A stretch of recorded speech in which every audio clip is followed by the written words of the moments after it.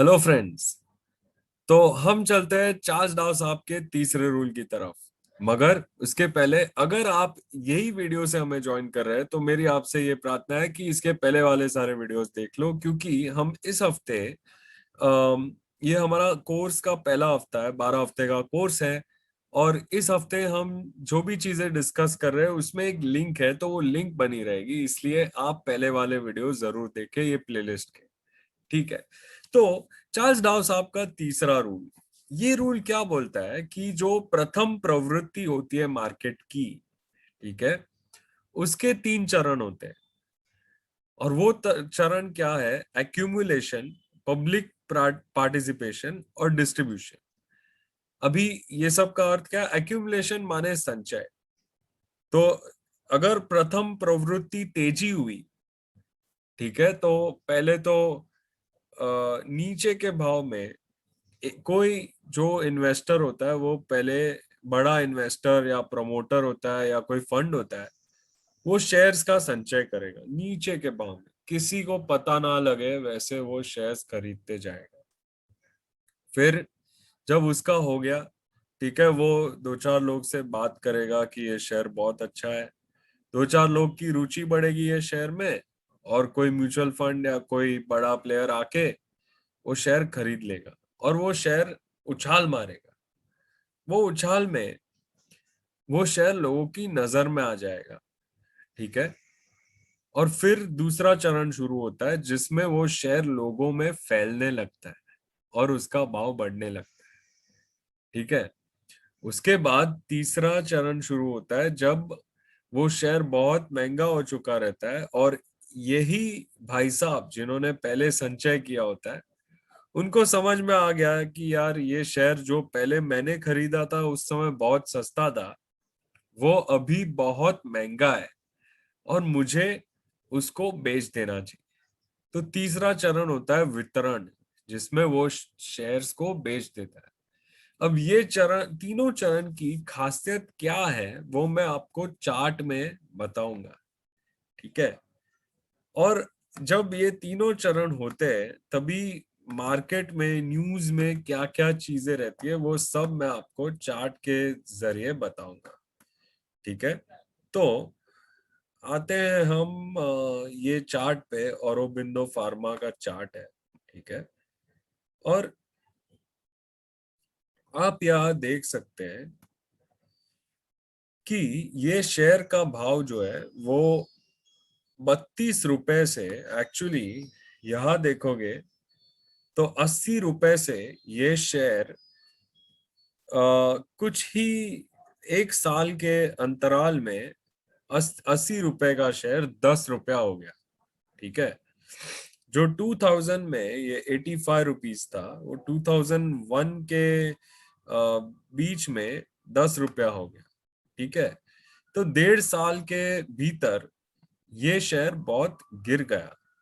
अभी आप सोचो कि जब आपका शेयर इतना गिर जाता है तो आपका फीलिंग क्या रहेगा? आप तो डर गए होंगे, मार्केट में भय पैदा होता है जब ऐसा फॉल आता है, ऐसा क्रैश आता है तो भय होता है मार्केट में।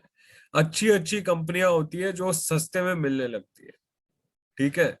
और अगर आपकी कंपनी अच्छी भी है लेकिन आपका शेयर 80 रुपए से 40 रुपया भी हो गया होगा या 20 रुपया भी हो गया होगा, आपको ऐसे लगेगा कि मैं यार इसको बेच दूं, मुझे नहीं रखना है ये शेयर, है कि नहीं।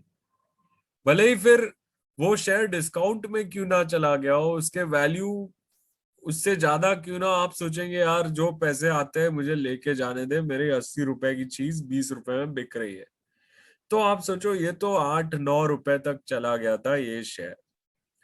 अब जब इतना बड़ा क्रैश आता है कोई भी स्टॉक के अंदर, तो जो सीजन्ड इन्वेस्टर रहते हैं वो इन्वेस्टर लोग इसी मौके का इंतजार करते हुए बैठे रहते हैं कि कब कोई अच्छा शेयर मुझे सस्ते में मिले।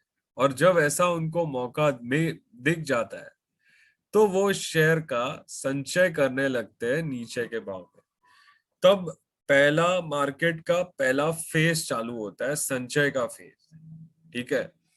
तो ये जो मार्केट का फेज है, इसके अंदर आप देखोगे कि ये जो शेयर का प्राइस है वो एक ही रेंज में घूमता रहेगा, ज्यादा ऊपर नीचे नहीं, एक ही जो दो भाव है वो बीच में फंसा रहेगा।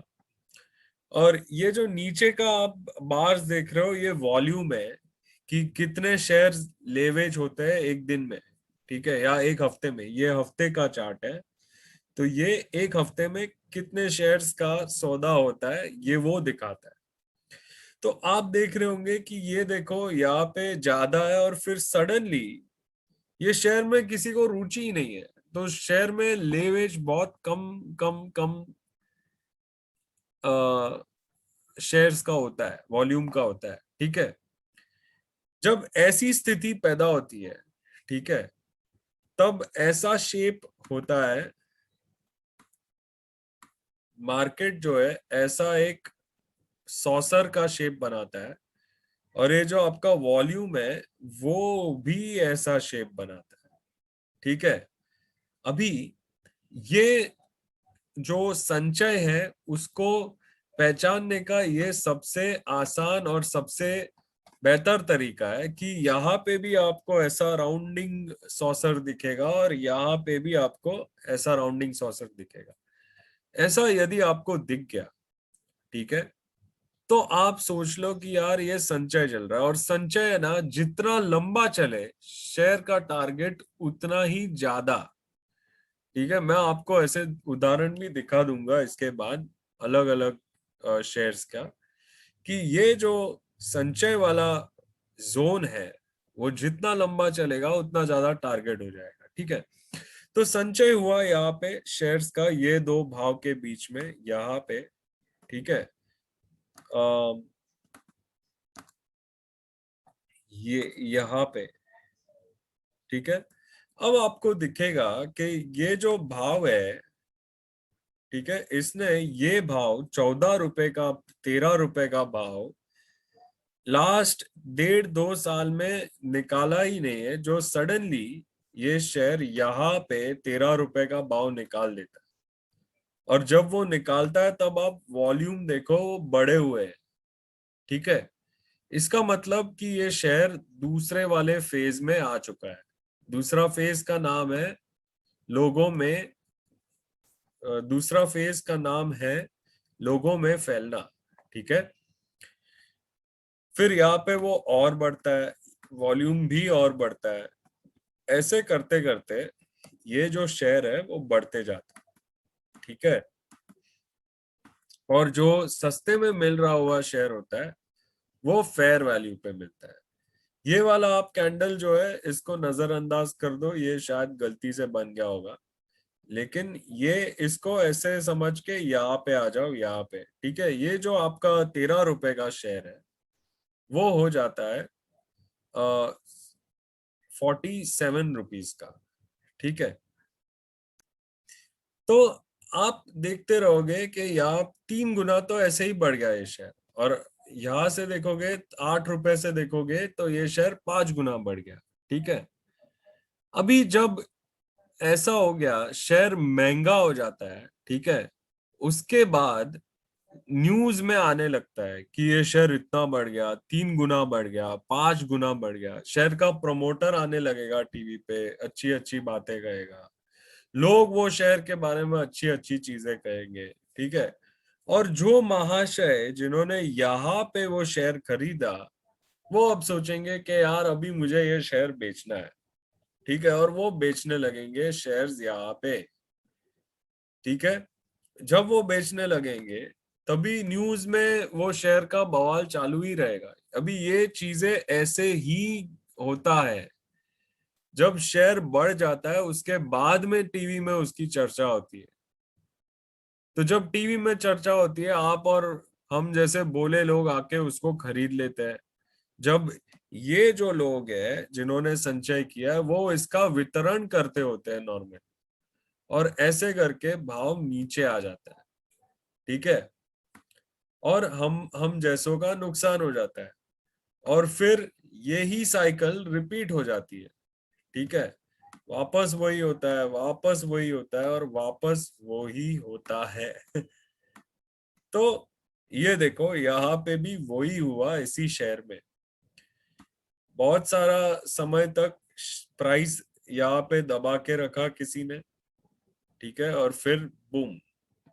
अगर मैं आपको और शेयर दिखाऊं तो आप टाटा मोटर्स देख लो।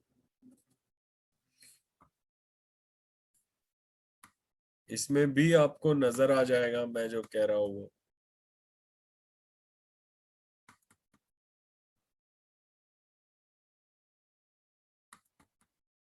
ये जो साइकिल है, जो चक्र है, वो ऐसे ही चलता है। ये देखो यहाँ पे,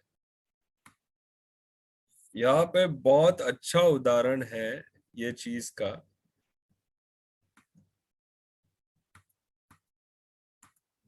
यहाँ पे संचय चालू है, वॉल्यूम भी नीचे है, प्राइस भी ऐसे है। यहाँ पे ये शेयर 12 रुपए का शेयर है जो रेंज में था, वो पहले 24 हो गया और संचय हुआ, बाद में वो 35 हो गया और संचय हुआ, महंगा हो गया, 107 हो गया। यहाँ पे महंगा हो गया, वितरण हुआ और लोग ने बेच दिया, फिर बेच दिया, फिर वापस यहाँ पे देखो वापस संचय चालू हुआ जो ये है, और वापस बढ़ने लगा। यहाँ पे वापस चालू हुआ, देखो। ऐसे ही करके आपको देखना है साइकिल्स। और अगर आपको वो औरोबिंदो फार्मा वाला क्लियर कट जैसे था वैसा दिख गया ना, तो आपको समझ लेना चाहिए कि संचय हो रहा है ये स्टॉक में। जैसे अडानी एंटरप्राइज में अभी इसका वो वितरण वाला फेज आने का शुरू होगा, क्योंकि ये देखो इतना समय तक ये संचय हुआ, जो लेटेस्ट वाला भी इतने समय तक संचय हुआ ये शेयर। ये सब हटा देता हूँ, मैं आपको क्लियर व्यू दिखाता हूँ। एक मिनट।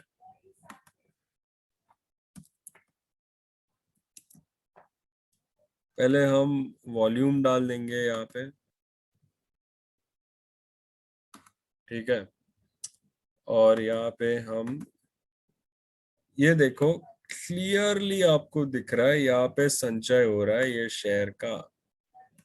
और ये 1.5 साल का पीरियड था, 2015 के मिड से 2017 के मिड तक, जब ये शेयर तकरीबन 70 रुपए और 45 रुपए, 40 और 70 के बीच में खेल रहा था। फिर उसने वो रेंज से निकला, नया रेंज बनाया, वो रेंज से निकला और आखिरकार वो फट गया और अभी 1000 रुपया है। और इसी शेयर ने ये सेम चीज बहुत समय तक करी है, बहुत बहुत बार की है। ये देखो पहले भी ये शेयर ने 12 रुपए से 100 रुपया यहाँ पे भी दिया है। पर यहाँ पे संचय का पीरियड बहुत छोटा रहा है ये कुछ जगहों पे, और कुछ जगहों पे जैसे ये वाले में संचय का पीरियड बढ़ा रहा है। तो जहां पे ये संचय का पीरियड बड़ा होता है वहां पे आपको अच्छा फायदा मिलेगा, ठीक है। तो ये था हमारे डाव साहब का दूसरा रूल, तीसरा रूल, कि मार्केट के 3 चरण होते हैं: संचय, लोगों में फैलना और वितरण। और यही चक्री हमेशा होते रहती है हर समय। आपको जब आप स्टडी कर रहे हो, जैसे हमने इसके पहले वाले वीडियो में आपको बताया कि आप अपने आप को पूछो कि मार्केट कौन सी दिशा में जा रहा है, कौन सी प्रवृत्ति है मार्केट की, प्रथम, मध्य और लघु। उसके बाद आप अपने आप को पूछो कि अभी क्या चल रहा है मार्केट में, संचय चल रहा है या फिर ये फैलाव है, लोगों में फैल चुका है, या फिर वितरण हो रहा है। आप ही सोचो, आपको समझ में आ जाए। वितरण और संचय में ज्यादा फर्क नहीं होता है देखने में, बट वितरण तेजी के बाद आता है। समझ में आया? ठीक है। तो ये था डाव साहब का तीसरा रूल। चौथा रूल हम अगले वीडियो में देखेंगे। आपको पसंद आया तो लाइक शेयर सब्सक्राइब जरूर कीजिए। मन में कोई सवाल आ गया तो कमेंट कीजिए, हम जवाब जरूर देंगे। और आपके लाइक से हमको मोटिवेशन और प्रेरणा मिलती है, तो लाइक जरूर कीजिएगा। अगले वीडियो में मिलते हैं, बाय।